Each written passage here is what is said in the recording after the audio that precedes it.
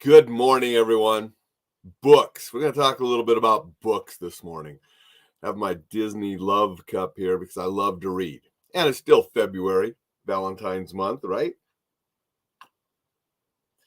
So, as many people that follow know, I am always reading multiple books. I usually have 6 to 8 books going at a time.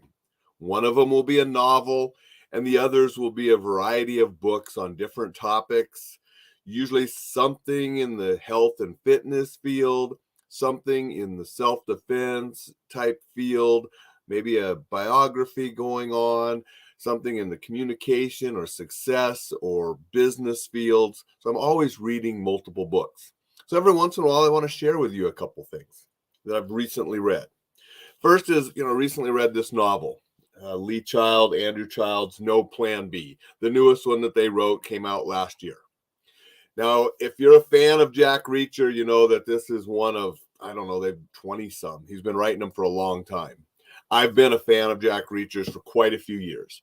I didn't start with the very first book. It was a few books in when I found a book and I read it and enjoyed it.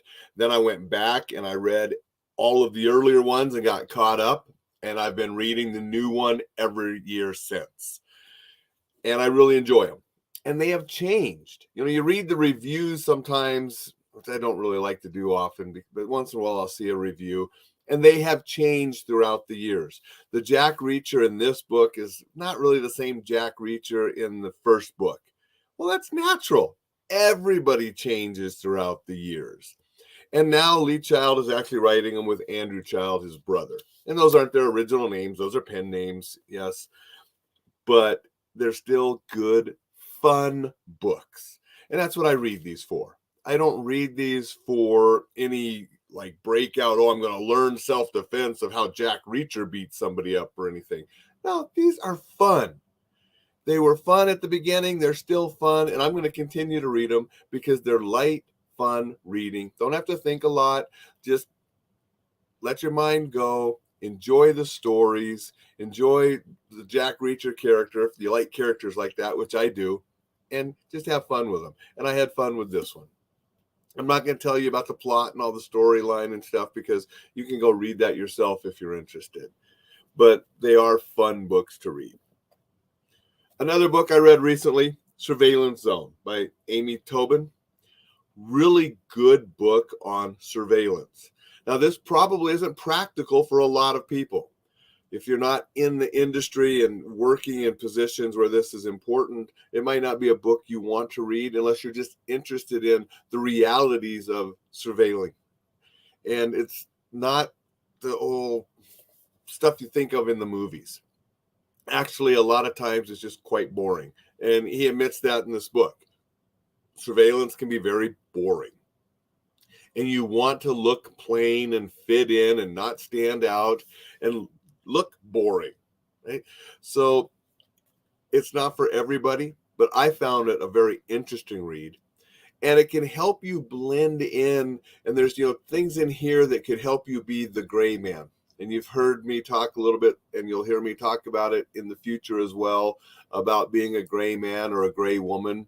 And that's just a person that blends in, fits in, doesn't stick out.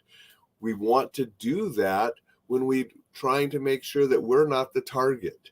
We don't wear the flashy clothes and the bright things that make us stand out. We just sort of blend in with everybody and go unnoticed, and we're not chosen as a target. And sometimes that can be very advantageous. There are other times maybe you want to wear things to stand out, and that's okay. But some of the stuff in this book could help you be a gray man or woman and just sort of blend in and not stand out. And it also lets you know what to look for if you think you may be under surveillance and being followed for some type of reason.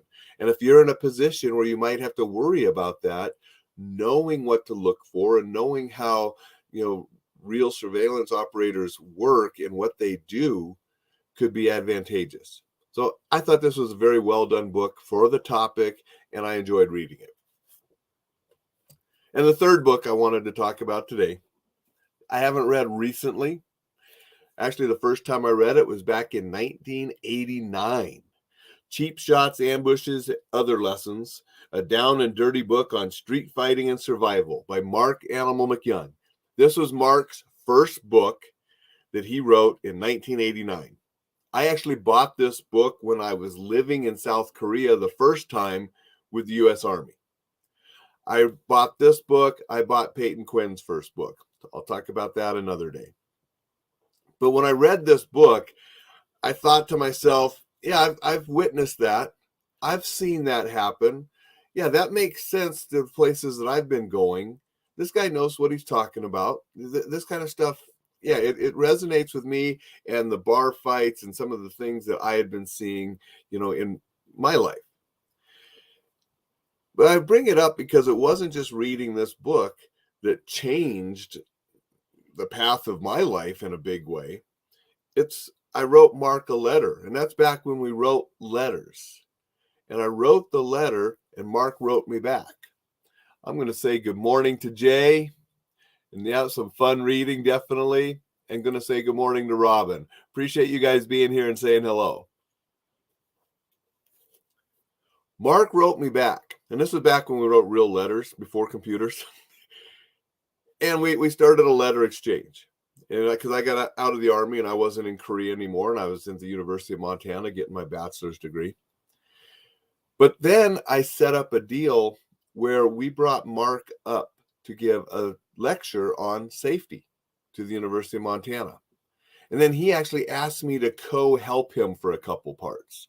And he came up early, and we got to spend a bunch of time in the gym and doing some training and getting to know each other, went out to eat, spent time in the gym, did some training, and then presented the workshop to the University of Montana students in a big auditorium. And he actually had me on stage to help him a little bit. So I was an assistant for a portion of that. And then sitting up late at night after all that, before the next day when he was going to go back home, he was living in Arizona at the time, we discussed that I was going to be going off to Japan shortly because I had already gotten the job in Japan and I was going to graduate and go off to Japan. But I shared the idea of my first book, and Marc encouraged me to write that. And I started writing it when I was in Japan. I finished when I came back. And as many know, then I went to California because Marc and I stayed in touch at that time. I went to California because he had moved from Arizona to California when I was in Japan. And we were working with the exotic dancers, doing bodyguard work for them. And we were training during the day. And he gave me some pointers and, helped me edit my draft before I sent it to Paladin Press. And that was the first book that I had published, Hard-Won Wisdom. And it was published in 1996. It was 95 when we were living in California, and he was helping me and stuff with that. So this book, reading this book, not only gave me some tips and pointers for the bars and things that I was frequenting at the time in South Korea and getting into a scrape or a fight once in a while, but it actually changed the direction where I was going because I ended up writing for Paladin Press, and then doing videos with Paladin Press, and then writing and doing other videos for different publishers and self-publishing and teaching. So this sort of was a book that started it all. And that's the power of books. I have loved reading my entire life. And my collection of books, I have a lot autographed. This one is signed by Marc. He actually signed it in 94 when we met at the University of Montana for the first time. He signed this, and he signed some of the other ones that I had at the time of his. But I have a huge autograph collection of books, and reading those books, meeting the authors, having them signed, those have shaped and helped me as well. And now I'm somebody who is writing books and signing books for others. So it really comes full circle. And that's the power of reading. And so these are 3 great books. This one is great because it has some self-defense stuff, but it also just really changed the path of my life by getting to know Marc and writing my first book and starting to teach. And these 2 books were great recent reads. Lee Child's Jack Reacher, just because they're really fun stories and I enjoy them. and Surveillance Zone, because it gave me some tips and some insight into that world of the professional who does surveillance for a living, and some of those things, how we can relate to our civilian practices and being more aware. So those are a couple I wanted to share today. I am going to share more books throughout the year and on this live podcast. Hope that maybe a book or two that I share will help you in picking out what you want to read. And you can share books that you've enjoyed that then I can add to my reading list, and we can all benefit from it. Until tomorrow, take care, stay safe.